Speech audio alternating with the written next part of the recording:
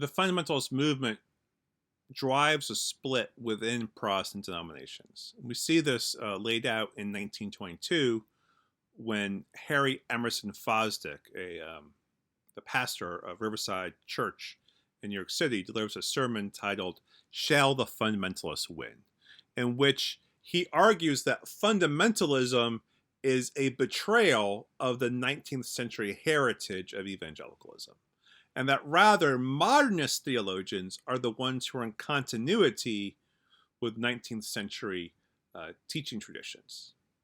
And so Fosdick lays out a clear rejection of the five fundamentals and saying that instead what's needed is adaptation of Christian truth to the modern era. That is, Christians should not be afraid of truth, whatever form it takes, whether it's from the social sciences or the physical sciences or what have you, that there should be a confidence in the revelation of Scripture, and that should guide how Christians proceed. And so things like modern historical biblical criticism will not undermine the faith, but rather will lead to a deepening of faith. And so there's a fundamental division here. Fundamentalists want to keep away new developments. Modernists want to embrace those developments. So what we see is in 1924, there's a document called the Auburn Affirmation that's inspired by Fosdick's sermon and signed by 1,000 leaders within the Presbyterian Church USA. That emphasizes things like freedom of interpretation of Scripture and the repudiation of the five fundamentals. In the same period of time, you have the Scopes trial in Kentucky, in which the teaching of evolutionary theory is upheld, and to a large degree, fundamentalism as a concept is ridiculed in the mass media. What that means is by 1930, fundamentalism is in cultural retreat. It begins to withdraw itself from these so-called mainline Protestant denominations that are emerging. It begins to create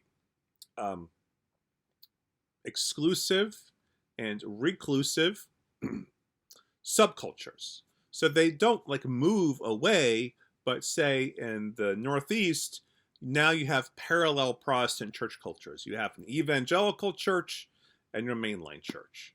You have your denominational summer camps, and then you have your evangelical summer camps. And so the creation of religious subcultures then reinforces a division between mainline Protestants and fundamentalists. After World War II, and World War II really creates a crisis in the United States for a number of reasons. One is realizing that religious prejudice is genocidal, as seen in the Holocaust with the murder of 6 million Jews. World War II means that Jews, Roman Catholics, and a whole variety of Protestants all end up serving together. They also have the encounter of whites and blacks and other racial minorities in the armed services. Even if those are segregated, they still encounter each other in various ways. And so this requires all sorts of people to begin to rethink a number of their cultural assumptions.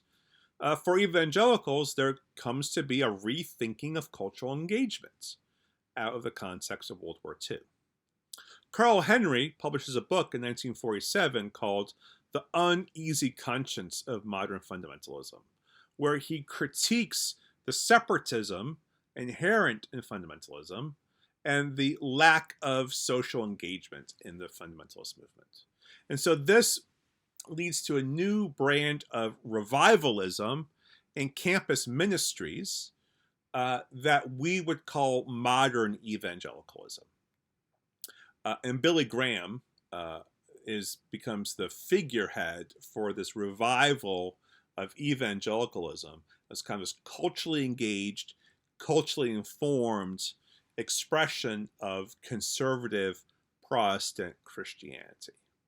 So Billy Graham would want to shed the fundamentalist label, even though he might agree with all five elements of the five fundamentals. He doesn't endorse the separatism that fundamentalism in the United States had come to emphasize. Those who continue to be separatists in this way, or self-identified fundamentalists, are people like Bob Jones, Oral Roberts, who create their own separate institutions of higher learning. On the other hand, there are people like Billy Graham and other so-called new evangelicals like Bill Bright, who establishes Campus Crusade, Francis Schaeffer, who emphasizes cultural engagement and cooperation for the common good beyond the traditional fundamentalist movement. That will eventually lead later on to collaborations with political movements beginning in the late 1950s, early 1960s, and having a full flowering in the 1970s. But we're going to get to that material a little bit later on. I hope this helps, again, put things into perspective for you to see how the terrain of contemporary Christianity begins to take shape. In order to get the full picture of that, though, we need to also talk about the rise of Pentecostalism. And that will be the content for our final video.